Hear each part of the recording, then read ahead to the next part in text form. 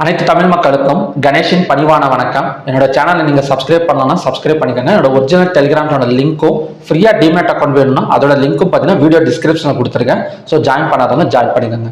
So வாங்க friends, market பற்றி discuss பண்ணலாம். ஸோ இன்னைக்கு மார்க்கெட் பார்த்தீங்கன்னா ஒரு 100 பாயிண்ட்ஸ் வந்து கேப் அப் பேங்க் நிஃப்டியில்.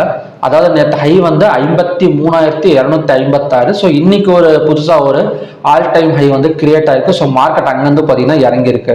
ஸோ அது மட்டும் இல்லாமல் நேற்று ஒரு கண்டிஷன் ஒன்று கொடுத்துருந்தேன். என்ன கண்டிஷன் அப்படின்னா, ஸோ பிட்வீன் ரெசிஸ்டன்ஸ் அண்ட் பிவோட்ல ஓப்பன் ஆச்சுன்னா பிவோட் வந்ததுக்கு அப்புறம் நம்ம வந்து ஒரு பை சைடு போகலாம். 5 மினிட்ஸ் கேண்டில் வந்து கிரீன் கலர் கேண்டில் ஃபார்ம் ஆனதுக்கு அப்புறம் ஒரு பை சைடு வந்து பாசிபிள் அப்படின்னு சொல்லியிருந்தேன். ஸோ எக்ஸாக்டா அந்த இடம் வந்துட்டு 52,900 ஒரு 53,200 கிட்டத்தட்ட பார்த்தீங்கன்னா ஒரு 300 பாயிண்ட்ஸ் வந்து மேலே வந்திருக்கு. நான் இன்னுமே கூட எதிர்பார்த்தேன் ஒரு 53,300 இல்லை 53,600 எல்லாம் கூட எதிர்பார்த்தேன். ஆனால் அது வந்து நடக்கல. அது மட்டும் இல்லாமல் இன்னும் இன்னைக்கு பார்த்தீங்கன்னா ஒரு ஒன் டே வந்து ஒரு ஸ்பெஷல் கேண்டில் மாதிரி தான் இருந்தது. காலையில் வந்து 53,357 இது ஓப்பன் ஹை வந்து சேமா வந்து இருந்திருக்கு. ஸோ எப்பவுமே நமக்கு தெரிஞ்சது தான், ஓப்பன் ஹை சேமா இருந்தால் ஒன் சைடு மார்க்கெட் வந்து பாசிபிள். அதே மாதிரி ஓப்பன் அண்ட் லோ சேமா இருந்தால் ஒன் சைடு பை மார்க்கெட் வந்து பாசிபிள். ஸோ அப்படி பார்க்குறப்போ ஒரு நல்ல செல்லிங் ஆச்சு ஆகும் அப்படின்னு பார்த்தீங்கன்னா ஒரு ஹேமர் கேண்டில் போட்ட மாதிரி மார்க்கெட் வந்து கம்ப்ளீட் ஆயிருக்கு. ஸோ இது மறுபடியும் மேலே வருமானா, ஸோ கண்டிப்பாக மேலே வரதுக்கான ஒரு பாசிபிலிட்டி இருக்கு. இந்த ஹையை பிரேக் பண்ணா ஸோ மார்க்கெட் வந்து மேலே வந்துடும். நாளைக்கான பிரேக் பண்ணக்கூடிய சான்சஸ் வந்து ரொம்ப கம்மி தான். ஸோ நாளைக்கு வந்து பார்த்தீங்கன்னா மார்க்கெட் எந்த மாதிரி வந்து ஆக்டிவேட் ஆகும் அப்படின்னு பார்த்தீங்கன்னா, கிட்டத்தட்ட இன்னைக்கு லோ வந்துட்டு ஸோ மார்க்கெட் கொஞ்சம் மேலே கொண்டு வந்து நிறுத்திட்டு ஸோ மண்டேக்கு மேலே தான் பார்த்தீங்கன்னா மார்க்கெட் வந்து பிரேக் ஆகும், அதாவது பிரேக் அவுட் ஆகிறதுக்கான ஒரு பாசிபிலிட்டி இருக்குன்னு நினைக்கிறேன். ஏன்னா அந்த அளவுக்கு தான் பார்த்தீங்கன்னா ஓப்பன் இன்ட்ரெஸ்ட் டேட்டாஸ்லாம் இருக்கு.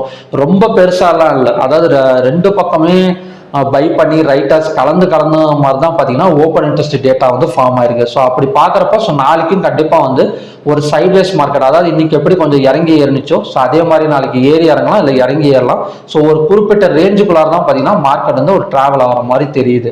ஸோ நிஃப்டி 50 பார்க்கலாம். ஸோ நிஃப்டி 50 பொறுத்த வரைக்கும் அதுவுமே பார்த்தீங்கன்னா ஒரு ரெட் கலர் கேண்டில் தான் ஃபார்ம் ஆயிருக்கு. ஸோ அதை பிரேக் பண்ணால் அடுத்த டார்கெட் வந்து 24,200 வரைக்கும் நிஃப்டி 50 வரதுக்கான ஒரு பாசிபிலிட்டி இருக்கு. ஸோ ஃபின் நிஃப்டியும் பார்த்தீங்கன்னா சேம் கான்செப்ட்ல தான் எல்லாமே முடிஞ்சிருக்கு. அதோட நெக்ஸ்ட் செல்லுக்கு நெக்ஸ்ட் டார்கெட் ஃபின் நிஃப்டிக்கு வந்து 23,695. மிட் கேப் நிஃப்டி நேற்றே சொன்னேன் ஒரு சப்போர்ட் அண்ட் ரெசிஸ்டன்ஸ் லெவல் வந்து சொல்லியிருந்தேன். ரெசிஸ்டன்ஸ் வந்து 12,377க்கு மேலே பிரேக் ஆச்சுன்னா ஸோ கண்டிப்பாக டார்கெட் 12,500 இல்லை 600 வரைக்கும் மேலே போயிடும் அப்படின்னு சொல்லியிருந்தேன். இன்னைக்கு ஹை வந்து 12,456. ஸோ மிட் கேப் நிஃப்டியை பொறுத்த வரைக்கும் ஸோ அடுத்தடுத்து பார்த்தீங்கன்னா மேலே வரதுக்கான பாசிபிலிட்டிஸ் நிறையா இருக்கு. ஸோ சென்செக்ஸ் மறுபடியும் பார்த்தீங்கன்னா 80,300 மறுபடியும் ஒரு 390 பாயிண்ட் மேலே போயிருக்கு. மேலே போயிட்டு கொஞ்சம் வந்து கீழே இறங்குற மாதிரி தெரியுது. ஆனால் கண்டினியூஸாக மேலே தான் வரும்னு நினைக்கிறேன் சென்செக்ஸை பொறுத்த வரைக்கும். ஸோ ஓப்பன் இன்ட்ரெஸ்ட் டேட்டாஸ் க்ளோஸை வச்சு எந்த மாதிரி ஓப்பன் இன்ட்ரெஸ்ட் டேட்டா வந்து கிரியேட் ஆயிருக்கு அப்படின்னு பார்க்கலாம். ஸோ ஃபர்ஸ்ட் வந்து பேங்க் நிஃப்டி பார்த்துக்கலாம். ஸோ பேங்க் நிஃப்டி ஆல்ரெடி சொன்ன மாதிரி தான். ஸோ ரெண்டு சைடுமே பார்த்தீங்கன்னா ஈக்குவலாக தான் இருக்கு. ஒரு சைட்வேஸ் இல்லைன்னா ஒரு வாலடைல் மார்க்கெட் எடுக்கிற மாதிரி தான் இருக்கு. ஸோ நிஃப்டி 50 பொறுத்த வரைக்கும் நம்ம அடுத்த இதுதான் பார்க்கணும். ஏன்னா இன்னைக்கு வந்து எக்ஸ்பைரி. ஸோ நிஃப்டி 50 பொறுத்த வரைக்கும் எப்படி இருக்குன்னா ஒரு கால் ஆப்ஷன்ஸ் பை பண்ணுற மாதிரி தான், மார்க்கெட்டிங் கொஞ்சம் மேலே வர மாதிரி தான் தெரியுது நிஃப்டி 50ல. ஸோ ஃபின் நிஃப்டியை பார்க்கலாம். ஸோ ஃபின் நிஃப்டியை பொறுத்த வரைக்கும் எப்படி இருக்கு அப்படின்னு பார்த்தீங்கன்னா இதுவுமே பார்த்தீங்கன்னா ஒரு கால் ஆப்ஷன்ஸ் மேலே வர மாதிரி தான் இருக்கு. ஸோ புட் ஆப்ஷன்ஸ்ல ரைட் ஆஃப் தான் அதிகமாக இருக்காங்க. ஸோ சென்செக்ஸ் பார்க்கலாம். நாளைக்கு சென்செக்ஸ் வந்து கண்டிப்பாக வந்து இன்னுமே பார்த்தீங்கன்னா ஒரு 300 to 400 பாயிண்ட்ஸ் வந்து எக்ஸ்பெக்ட் பண்ணலாம். ஸோ புட் ஆப்ஷனை ரைட் பண்ணியும் கால் ஆப்ஷனை நிறைய பை பண்ணி வச்சிருக்காங்க. ஸோ அந்த மாதிரி தான் பார்த்தீங்கன்னா க்ளோசிங் வந்து நடந்திருக்கு. ஸோ பார்க்கலாம் என்ன மாதிரி நடக்குது அப்படின்னு. ஸோ பேங்க் நிஃப்டி லெவல்ஸ் வந்து பார்க்கலாம். நாம நாளைக்கு ரெசிஸ்டன்ஸ் ஆக்ட் ஆகக்கூடிய இடம் பார்த்தீங்கன்னா 53,630. பிவோட் பாயிண்ட் வந்து 53,080. சப்போர்ட் வந்து 52,820. இன்னைக்கு ஹை வந்து 53,357. லோ வந்து 52,815. ஓப்பன் வந்து 53,357.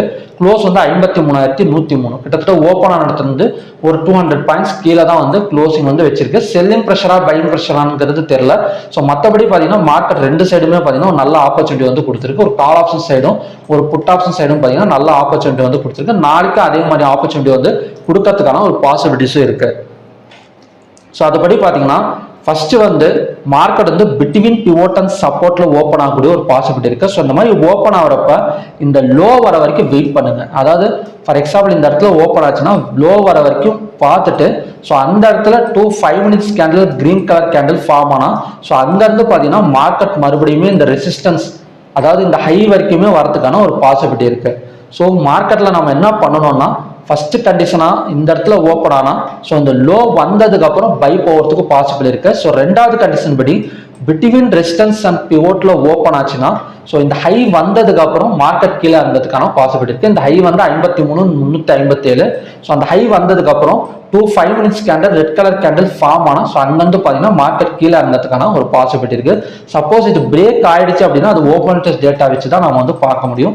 ஸோ அது வரைக்கும் பார்த்தீங்கன்னா 5 minutes candle red colour candle form ஆனா ஸோ மார்க்கெட் அங்கிருந்தே பார்த்தீங்கன்னா சப்போர்ட் வரைக்குமே வரதுக்கான ஒரு பாசிபிலிட்டி இருக்கு. நாளைக்கு வந்து இந்த ரெண்டு கண்டிஷன் தான்.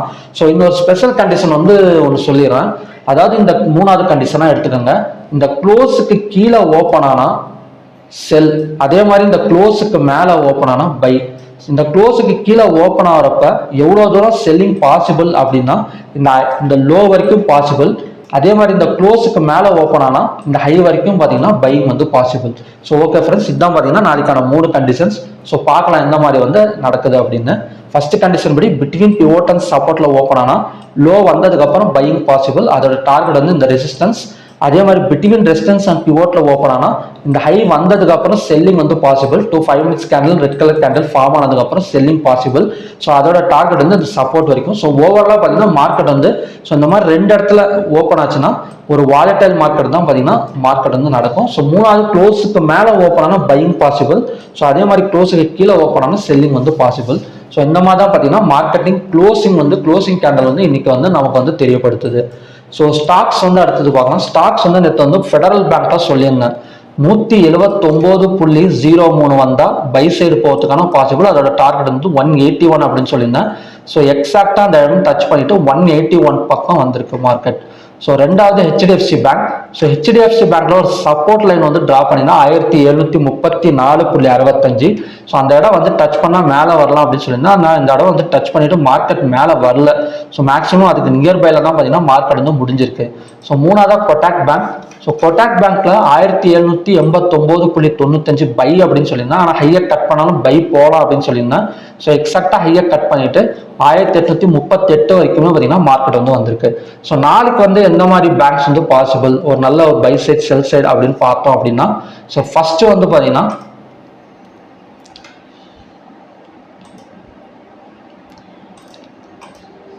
Bandhan bank. So Bandhan bank ரெசிஸ்டன்ஸா அதாவது சப்போர்ட்டா ஆக்ட் ஆகிட்டு இருந்த இடம் பிரேக் பண்ணி மேலே வந்தா கூட ஸோ மறுபடியுமே பார்த்தீங்கன்னா இது சப்போர்ட்டா தான் ஆக்ட் ஆக போகுது. ஸோ அதோட சப்போர்ட் ரேஞ்ச் வந்து பார்த்தீங்கன்னா 206.29 பந்தன் பேங்க்ல.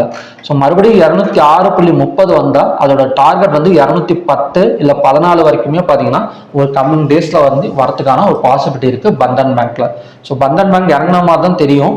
ஸோ ஆனால் பார்த்தீங்கன்னா ஒரு நல்ல ஸ்ட்ராங் சப்போர்ட் வந்து எடுத்திருக்கு 206.30. ஸோ ரெண்டாவது வந்து பார்த்தீங்கன்னா சேம் ஹெச்டிஎஃப்சி பேங்க் தான்.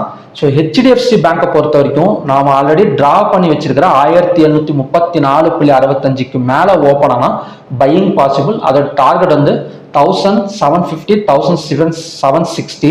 சப்போஸ் அந்த 1734.75 கீழே ஓப்பன் ஆனால் செல்லிங் வந்து பாசிபிள். 1720 1710 வரைக்குமே வரதுக்கான ஒரு பாசிபிலிட்டி இருக்கு ஹெச்டிஎஃப்சி பேங்க்ல.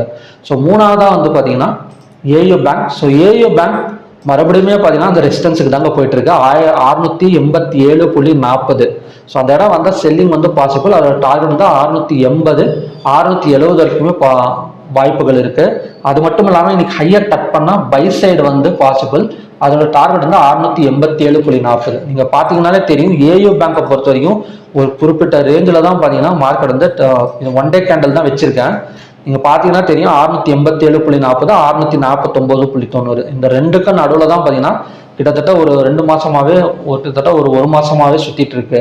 ஸோ மறுபடியும் 687.40 இருந்தால் 649.90 மறுபடியும் 649.90 வந்தால் மறுபடியும் 687.40. ஸோ இதே மாதிரி தான் பார்த்தீங்கன்னா ஏயு பேங்க் வந்து ரன் ஆகிட்டு இருக்கு. நாம நாளைக்கு வந்து ஹையர் கட் பண்ணால் பை சைடு போகலாம். அதே மாதிரி 687.40 செல் எடுத்தோம்னா அதோட டார்கெட் வந்து 677 வரைக்குமே வரதுக்கான பாசிபிலிட்டி இருக்கு ஏயு பேங்க்ல. ஸோ ஓகே ஃப்ரெண்ட்ஸ், பார்க்கலாம் இந்த மாதிரி வந்து நடக்குது அப்படின்னு. ஸோ நாளைக்கு வந்து ஃப்ரைடே. ஸோ மேக்ஸிமம் பார்த்தீங்கன்னா ஒரு சைட்வேஸ் இல்லைன்னா வாலடைல் மார்க்கெட் தான் பார்த்தீங்கன்னா எதிர்பார்க்க முடியும். ஹேமர் கேண்டல் போட்டிருந்தாலுமே கூட அதாவது இன்னைக்கு லோ வந்துட்டு ஸோ மறுபடியும் பார்த்தீங்கன்னா ஒரு பை எடுக்கிறதுக்கான பாசிபிள் தான் பேங்க் நிஃப்டியில் வந்து இருக்கு.